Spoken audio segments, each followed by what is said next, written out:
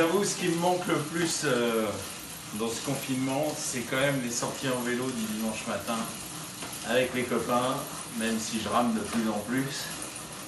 Et je sais bien que mes grandes heures sur le vélo sont derrière moi. J'ai de plus en plus mal à grimper, là, et ça vient. Je rattrape un peu dans les descentes, mais dès que ça monte, c'est terrible. Alors c'est vrai que les grands cols, le Ventoux, c'était autrefois. Maintenant, les grands cols, les cols hors catégorie, eh ben, j'ai trouvé un champagne pour les célébrer. Ce champagne, c'est hors catégorie, précisément, de la maison Castelnau. Alors Castelnau, c'est comme on dit, un groupe coopératif, c'est la marque d'un groupe coopératif très important en Champagne, très historique, et qui a créé, qui a repris cette maison il y a une bonne trentaine d'années, vingtaine d'années, mais qui surtout est reparti du bon pied ces dernières années avec une chef de cave formidable, et elle a créé cette cuvée qui s'appelle hors catégorie. Hors catégorie, c'est ici un millésime 2012, avec des raisins. L'avantage des caves coopératives, c'est qu'ils ont des raisins de pas mal d'endroits.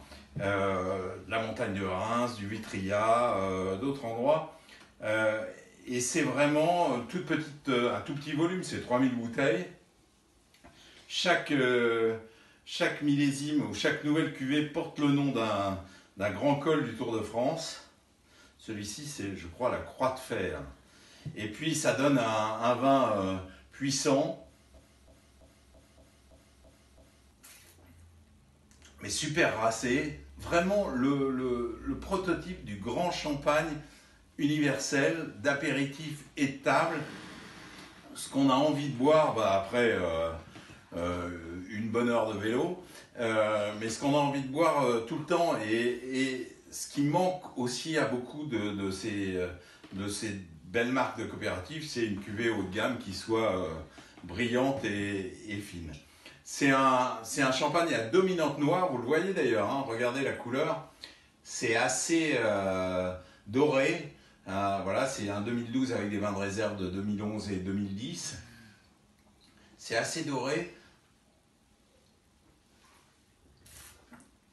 C'est un vin structuré, c'est un vin de grimpeur qui a de la niaque, qui a du potentiel, mais surtout de l'élégance. C'est vraiment un beau champagne, et c'est un champagne qu'on peut aimer même quand on ne fait pas de vélo. Alors, à demain.